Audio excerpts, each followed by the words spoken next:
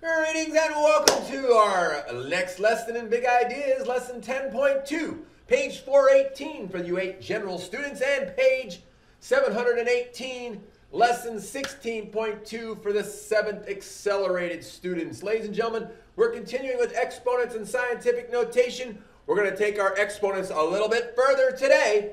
We are going to apply what we learned, and we're going to use 3 different properties. We're going to use the product of a power property, the power of a power, and the power of a product property to simplify expressions. Our essential question: how can you use inductive reasoning to observe patterns and write general rules involving properties of exponents? So we're going to be able to do that by the time we're done with these notes. Ladies and gentlemen, as always, you were supposed to go to the respective pages in your books and take some notes.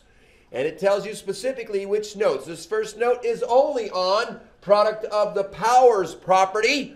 This will be a pretty quick video for you, and I think it's going to be pretty straightforward. If you've gone to the book and you've taken the notes, then as we review this and go over it, you're going to find out how much sense it really does make, since you know a little bit about exponents already. So, ladies and gentlemen, from the perspective pages, you would have learned that the product of powers property says that when you multiply powers with a common base, or the same base, that you simply add the exponents.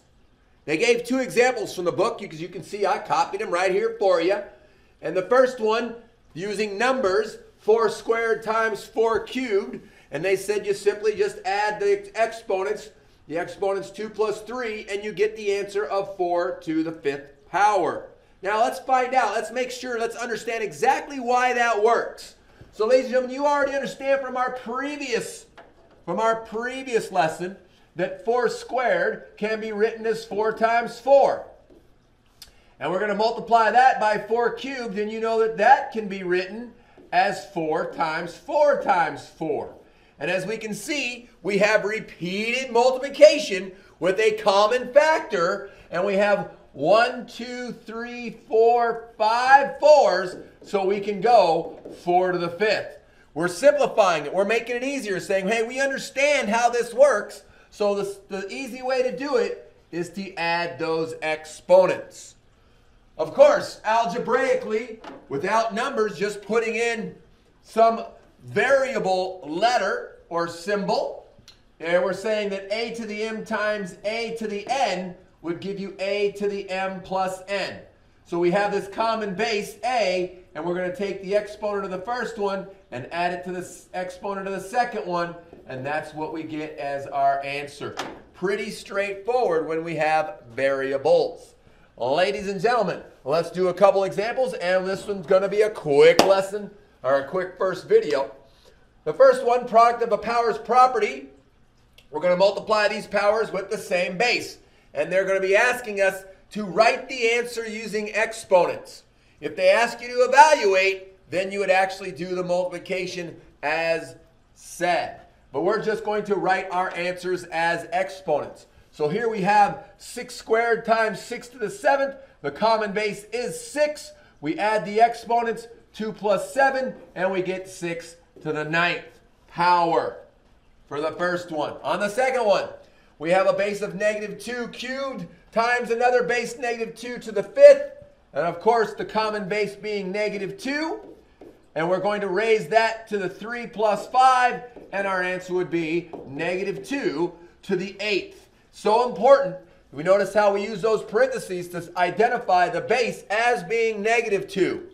Okay? If it had been written like this, then we would not have that negative included with the exponent. Remember that?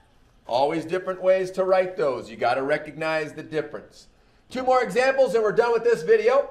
Next one, q to the 9th times q to the 7th. Everything, again, pretty straightforward. Our common base is q, and we have 9 plus 7, and that would equal q to the 16th.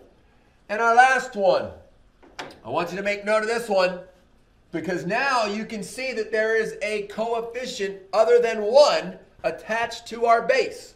We have 4x to the 6th times 7x to the 5th. So we can actually do the multiplication of 4 times 7 and get 28. Now we're going to multiply the exponent, the powers, the common base being x, and we have 6 plus 5. Our final answer would be 28 x to the 11th for this one. So if there are coefficients that can be multiplied, you would go forth and multiply those anytime we have a term that has a variable base. All right, ladies and gentlemen, that concludes this video. Make sure you paused at the appropriate places and wrote down everything. Here's your first quick write. Go ahead and write this down. And when you've completed that, you can join us for video number 2. Video number 2 has 2 more properties, power to a power and power of a product properties, and those are pretty straightforward. I certainly enjoy working with you. Take a quick break when you're done with the quick write, and I'll see you back in just a few minutes.